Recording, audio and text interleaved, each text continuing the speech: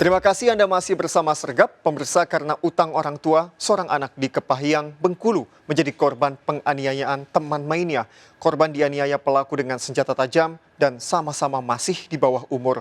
Pelaku sakit hati orang tuanya dihina korban karena masalah utang.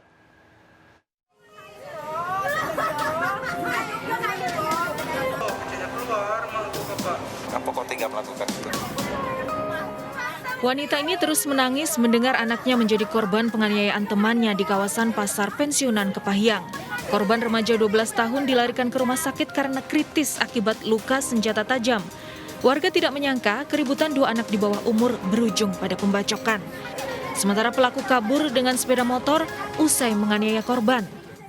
Di sini. Di sini jatuhnya, Pak? Iya. Oh, begitu. Duduk. Terus setelah kejadian itu Bapak lihat, Pak, jatuhan itu Bapak apa nanti, Pak? Bapak tolong atau gimana, Bapak? Saya lihat. Bapak tolong, Bapak angkat atau gimana, Pak? Oh, yang tolong tuh orang yang dibaca itu bukan kami. Yang menolong anak itu tadi siapa? Hah? Polisi menangkap pelaku setelah sepupu korban melaporkan penganiayaan. Pelaku ternyata teman main korban dan masih berusia 16 tahun. Kepada polisi, pelaku mengaku jengkel sehingga menyiapkan senjata tajam untuk menganiaya korban. Banyak darah, sudah ada motif dendam, sudah lama dendam, memang dari rumah sudah membawa parang untuk ke kebun. Kemudian dikejar-kejar di depan rumah, masih cepat dibacok, tidak terkena bacokan. Di belakang rumah kaburlah si korban ini, masih umur 12 tahun. Kemudian dibacoknya lagi sampai di persimpangan pensiun tersebut. Kemudian dilakukan pembacokan sebanyak 2 kali. Dalam rekonstruksi yang dilakukan di lokasi penganiayaan, pelaku memperagakan 9 adegan. Sejak kedatangannya, sempat bertengkar hingga korban dikejar pelaku dan dianiaya dengan senjata tajam. Terungkap penganiayaan karena utang piutang orang tua pelaku dan orang tua korban. Tersangka merasa tidak puas dan sakit hati atas ucapan yang disampaikan oleh orang tua korban terhadap orang tua tersangka dan mendatangi rumah korban yang berada di Kelurahan Pensiunan Kecamatan Kepahyang, Kabupaten Kepahyang sambil membawa sebilah parang yang diselipkan di pinggang tersangka. Tersangka terancam hukuman 15 tahun penjara karena masih di bawah umur, akan mendapatkan pendampingan khusus. Sementara korban yang kondisinya kritis kini dirawat intensif di RSUD M. Yusuf Bengkulu. Dari Bengkulu, Endro Wirawan, iNews melaporkan. Memanfaatkan situasi sepi saat karyawan sibuk di dapur, seorang pencuri beraksi di rumah makan khas Aceh di Jalan Gajah Mada, Gambir, Jakarta Pusat. Pelaku menggasak handphone dan laptop yang tergeletak di atas meja milik karyawan rumah makan tersebut.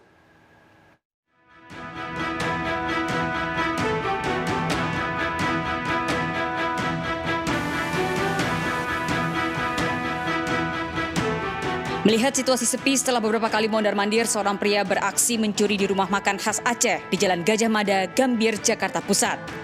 Pelaku menggasak handphone milik seorang karyawan yang diletakkan di atas meja.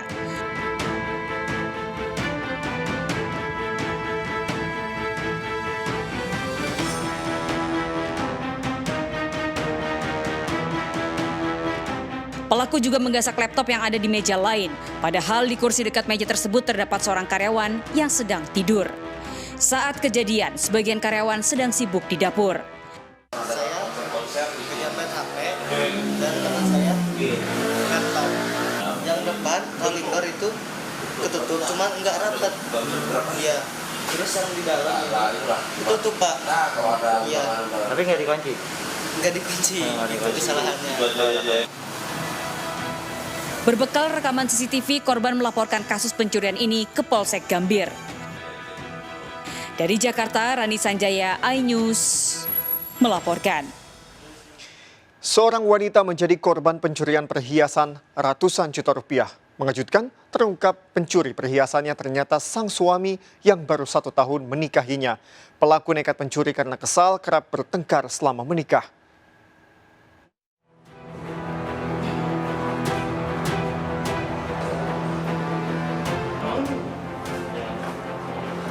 Irwan ditangkap polisi setelah berulah mencuri perhiasan milik istrinya sendiri di Kabupaten Pinrang, Sulawesi Selatan. Padahal pelaku baru 1 tahun menikahi janda berusia 60 tahun tersebut. Pelaku nekat mencuri karena kesal selama menikah selalu bertengkar. Jadi sebelum dia mengambil barang-barang tersebut, dari pengakuan dari korban ini sering bertengkar dengan pelaku. Dan 1 minggu sebelum mengambil barang, pelaku ini membawa anaknya ke Makassar atau ke Goa atau tempat tinggalnya. Setelah itu baru dia kembali ke Pinrang. Selain 284 gram perhiasan, 1 sepeda motor dan telepon genggam juga digasak pelaku. Hasil penjualan digunakan Irwan untuk berinvestasi dan membeli peralatan karaoke. Jual. Berapa total hasil penjualan? 181. Iya. Berapa? Korban mengalami kerugian hingga 300 juta rupiah. Pelaku ditahan di Mapolres Pinrang dan terancam hukuman 5 tahun penjara. Dari Pinrang, Sulawesi Selatan, Ihsan Ansori, iNews melaporkan. Pemirsa, untuk kedua kalinya artis Gisela Anastasia kembali diperiksa polisi sebagai saksi terkait kasus video asusila yang disebut-sebut mirip dirinya. Memprihatinkan, 3 juta remaja dan anak di bawah umur telah mengakses video asusila ini. Sementara 2 tersangka penyebar video asusila ini berdalih menyebarkan video untuk menaikkan jumlah pengikut di media sosial. Hari ini udah ditanya-tanyain, kita jawab sebisa kita seperti biasanya. Terus sekarang udah selesai ya? Udah, tadi ada berita acara pemeriksaan tambahan. Tambahan aja gitu. Tambahannya apa aja sih Bang kalau ditanya? Baik, dibantu dengan baik juga mau prosesnya ya. Untuk kedua kalinya, artis Gisela Anastasia diperiksa Polda Metro Jaya sebagai saksi dalam kasus video asusila yang disebut-sebut mirip dengan dirinya. Giselle diperiksa selama 4 jam. Penyidik menggali hasil forensik video asusila berdurasi 19 detik yang diduga melibatkan Giselle sebagai pemerannya. Kasus video asusila mirip artis Gisela Anastasia menggegerkan publik November lalu. Pemeriksaan Giselle dilakukan setelah polisi menangkap 2 tersangka penyebar video. Ironis, motif kedua tersangka menyebarkan video asusila mirip artis hanya untuk menaikkan jumlah pengikut di akun media sosial mereka. Namun polisi masih memburu tersangka yang pertama kali menyebarkan video. Awalnya adalah dia memang mendapatkan dari salah satu akun media sosial. Ya, kedua-duanya ini. Akun media sosial. Dia dapat video itu, kemudian dia men-sharekan secara masif. Untuk apa? Pengakuannya dia untuk menaikkan followersnya dia. Dua-duanya. Yang kedua untuk mengikuti kuis. Kalau followersnya banyak, itu kata dia. Viralnya video asusila ini di media sosial memprihatinkan karena 3 juta remaja dan anak di bawah umur tercatat sebagai pengakses video asusila mirip artis tersebut. Yang mengkhawatirkan dampak anak di bawah umur terpapar pornografi dapat melakukan kejahatan seksual terhadap anak sebayanya. Berdampak, bayangkan, hitungan 24 jam sudah ada yang mengakses 3 jutaan orang. Bahkan ada 45 jutaan itu yang trending, nonton trending itu. Dan ini kan cukup berbahaya dan bisa merusak masa depan anak karena menganggap seksualitas itu guyonan saja. Dan itu dapat juga berdampak, sekali lagi, dapat berdampak sebagai trigger anak melakukan kejahatan seksual terhadap sebayanya. Orang tua dihimbau mengawasi penggunaan gadget dan tontonan anak di bawah umur.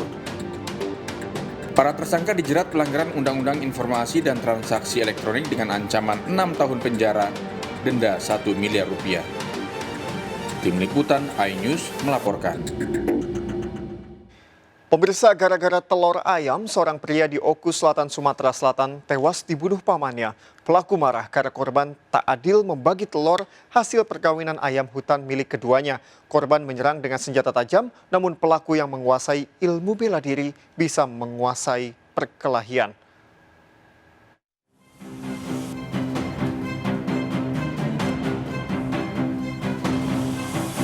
Herlan ditangkap polisi tanpa perlawanan di rumahnya di Ulan Pandan, Oku Selatan setelah membunuh keponakannya.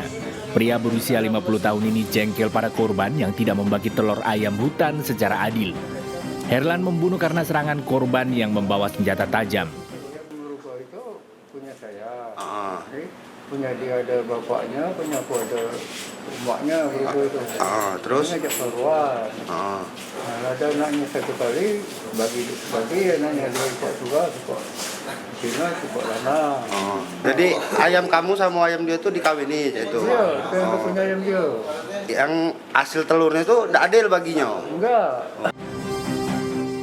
Kejadian berawal saat Nanda keponakannya meminjam ayam hutan betina milik Herlan untuk dikawinkan dengan ayam jantan miliknya. Saat bertelur yang pertama, Nanda membagi jumlah telur dengan adil. Namun saat bertelur kedua, telur lebih banyak bagian Nanda. Herlan marah dan mengancam akan mengambil ayam betina yang dipinjamkannya. Nanda keponakannya marah mendatangi rumah Herlan sehingga terjadi perkelahian. Korban yang membawa senjata tajam ditaklukkan Herlan. Meski usianya yang sudah tua namun menguasai ilmu bela diri sehingga berhasil merebut senjata tajam, kemudian berbalik menyerang Nanda hingga tewas. Ada yang kurang pas dari satu dengan yang lain sehingga menimbulkan ribut atau cekcok mulut antara korban dan tersangka, sehingga bermula dari cekcok tersebut atau saling tersebut terjadi perkelahian yang menyebabkan keduanya menimbulkan satu orang korban meninggal dunia. Tersangka terancam hukuman 15 tahun penjara dengan barang bukti senjata tajam yang menewaskan korban. Dari Ogan Komering Ulu Selatan, Sumatera Selatan, Teddy Hendrawan, iNews melaporkan. Pencurian rumah kosong terjadi saat siang hari. Pelakunya membawa mobil pick-up untuk mengangkut barang-barang curian dari dalam rumah. Aksi pelaku terekam CCTV.